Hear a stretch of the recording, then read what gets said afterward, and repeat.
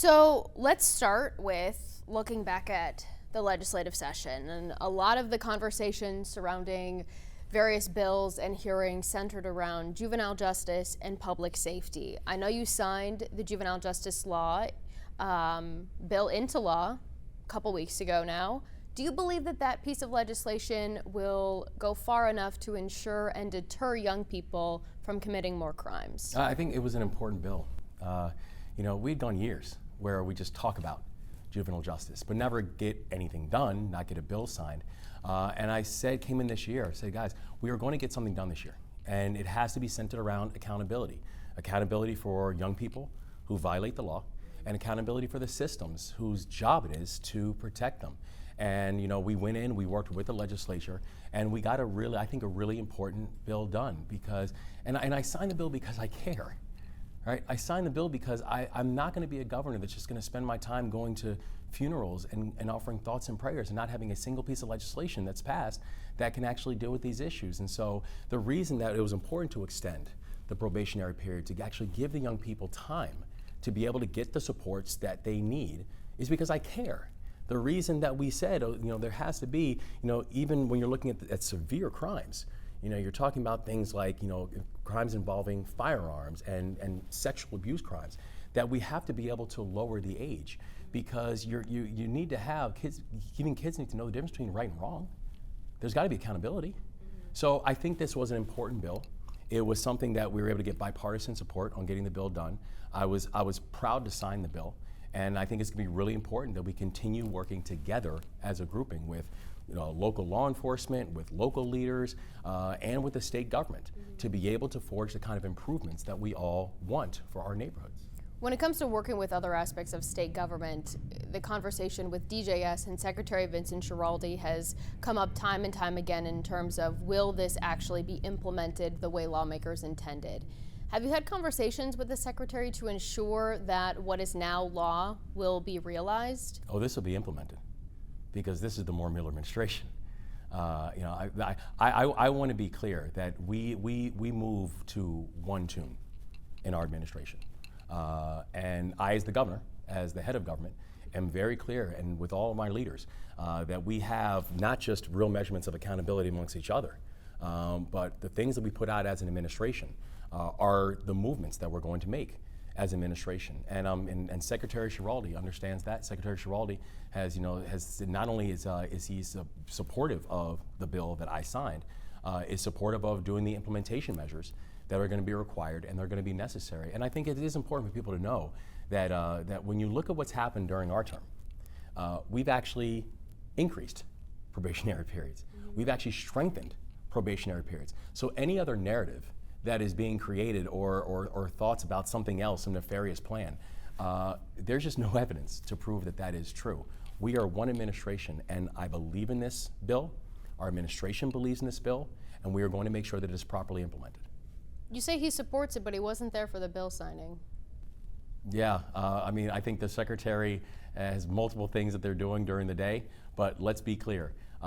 When I signed that bill, when I put my signature on that bill, that's the entire administration who says we're going to implement that bill.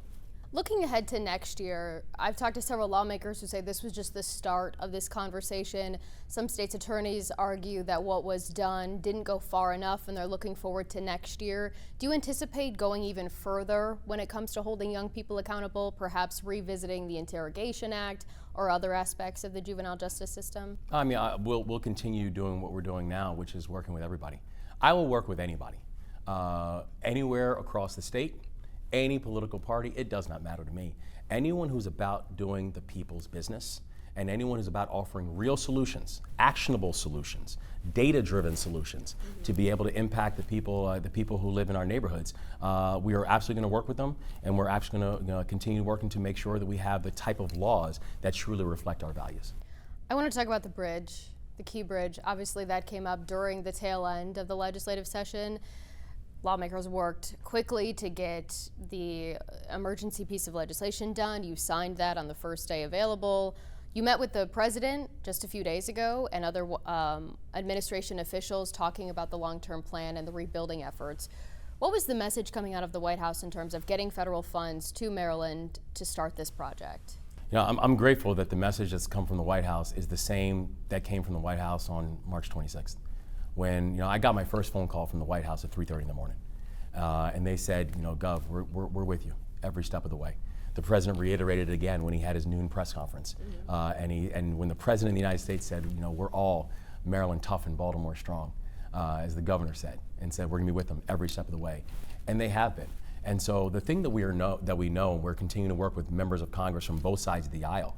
And I've been very encouraged by the support we received from members from both sides of the aisle, to include every member of our congressional delegation, even Andy Harris on the 1st District, is simply saying the 100% cost share is simply saying that the American people are going to be made whole between the insurance and between the pending litigation. Lloyd's of London has indicated this is going to be the most expensive maritime tragedy in our nation's history. What essentially the 100% cost share is providing is a measure of bridge financing. And it's simply saying that if litigation takes years, which it probably will, that once that litigation comes to a conclusion, that the American people will be made whole, but we cannot wait years to get this project done. I need this project done on time, on budget, and with a speed that is going to be necessary and required that this tragedy justifies. And so we have to move quickly, and that's what the conversations with Congress have been about. Where are we in terms of seeing that come to fruition? Well, we're grateful that the Baltimore Bridge Act was introduced, actually by Senator Cardin and by our delegation, with bipartisan support that it was introduced. And now we're just continuing to work with Congress to identify what is going to be the right vehicle to get that act passed. Because once that act passes, it gets that 100% cost share. But as a state, we've continued to move forward. I can tell you right now, when that first morning, when people were telling me this thing is going to take months, we had our ports director, someone told our ports director that this could take a year just to clear the federal channel when you look at the amount of debris that was in the water. We're now days away from having the full federal channel reopened. And something that the people said would take multiple months, we got it done in weeks. And so we're excited about the pace that we've seen, but we also know we've got to keep that momentum going, because it is not going to be mission accomplished until we've got the Francis Scott Key Bridge back up. In terms of the timeline for the federal channel getting cleared, I know it was originally this week, towards the end of late May, and now it's June 8th through the 10th. Why was that pushed back, and are we on track to meet the new target? Yeah, so in fact, I was just speaking with the Army Corps of Engineers and the Coast Guard just a few hours ago. They are on track to meet the new target, and really it was just weather. When you have thunderstorms, when you have severe weather, when you have high winds, you cannot continue operations. This is still a very, very sensitive and dangerous operation. I'm proud of the fact, and they know every briefing we have, my first question is, still no injuries, no injuries, no injuries. We have to move slow enough that we can keep the injuries to zero, but we've got to move fast enough to be able to honor the intent of the work. And so the real push was because of weather, but they feel, looking at weather forecasts, they feel very good that we'll be able to hit this new target. Looking at public safety, going back to some of the legislation that we saw come through, going after the gun manufacturers is something that I know local leaders have talked about, and at the state level is moving forward. Why do you think that was the right approach in terms of addressing some of the concerns surrounding public safety?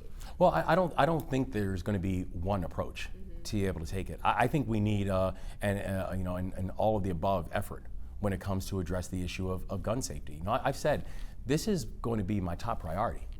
We went 8 straight years of 300 plus homicides in the city of Baltimore. We went over an 8-year period where we saw the homicide rate in the state of Maryland nearly double. And I know these are numbers that I look at every single day, and I know the momentum and the progress that we've seen because we're just moving differently. We're moving in partnership with local leadership. We're moving in partnership with our U.S. attorney and state's attorneys and local law enforcement, made historic investments in local law enforcement, in intelligence sharing, in utilizing technology for preventative actions against gun crimes. And we're seeing significant decreases when it comes to homicides, non-fatals. We're talking about a 55% decrease statewide in juvenile homicides, 60% when it comes to juvenile non-fatals, decrease now statewide in auto thefts. So we're watching movement and momentum, but it's not because you're doing one thing. It's because we are truly taking an all of the above approach when it comes to making communities safer and making sure that those who violate the law, there has to be accountability for their actions. July 1st, registration fees are going to increase for many drivers across the state. I know working on the budget this year really caused some friction among some lawmakers in terms of, is now the right time to raise taxes and fees across the board for everyone, or take a more targeted approach, which we know ended up happening. Looking at next year, do you think Marylanders should expect to see wholesale tax increases to help fund some of the programs that continue to get introduced? Yeah, I've said I have a very high bar when it comes to any increases in taxes, and that's not going to stop. That's my governing philosophy. And now we've gone 2 straight years, my entire time as governor, where we now have a balanced bipartisan budget that has no sales tax, no income tax increases, no corporate tax increases, no state property tax increases. 2 straight years in a row.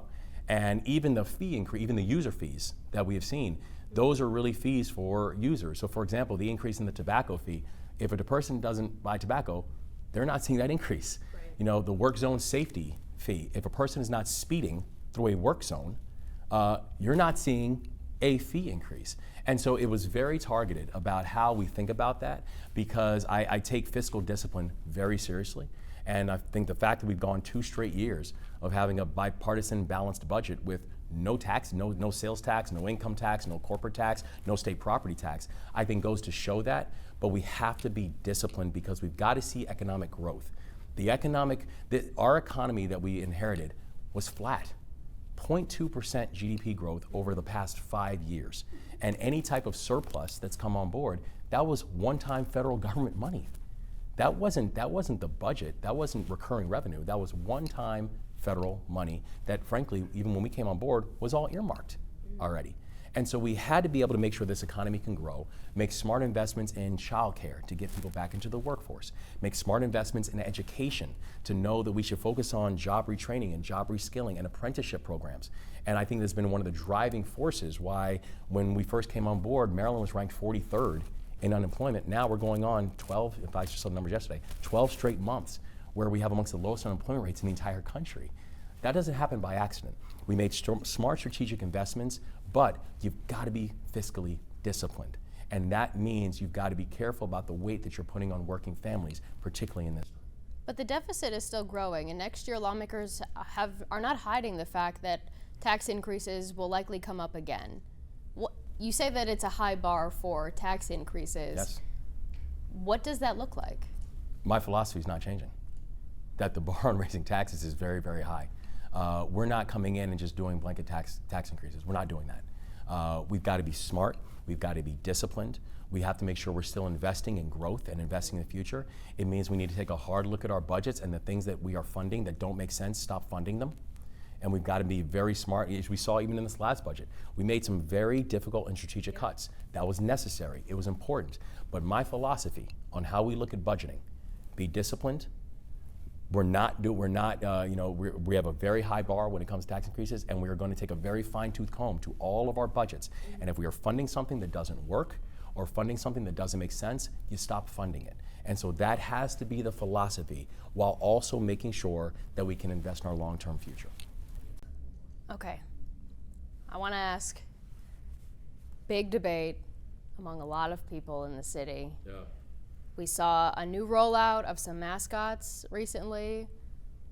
Who are you putting your money on? Relish, ketchup, or mustard during the Orioles games? Relish all day long. All day long? All day long. And I tell you why. So I am a mega Orioles fan. And folks have probably seen me out in the stands and cheering and going crazy. I always root for Relish. I actually have a pretty good record. I think I'm batting like 600 at this point, going for Relish. So it's going really well. But this team is so exciting. It's the best young team in baseball, bar none. We have a lineup that literally has going 1 through 9. You don't have a hitting deficiency in your entire lineup, and we have starting pitching that, as long as we can stay healthy, is really efficient. We got to work on our middle inning relievers. That's the only issue we have right now, and we still don't have the mountain back. So that full hardcore closer we need. But I'm really excited about where this team is. Have you read Relish's biography that the team put out? Do you know her favorite song? Does that mean you're also a Swiftie? It doesn't. I know that she wins, and I like winners. So I'm Relish all day long. All right, I'm Team Mustard, so we'll have to wait and see who has the final winning record. What's at the end of the Mustard's song? season. I don't know. I haven't read. I'm a Swiftie, so that one piqued my interest, and honestly, might make me switch teams. But we'll have to wait and see. Come on board. Relish has real coattails, so just come on board to our side. Come on board to our side. All right.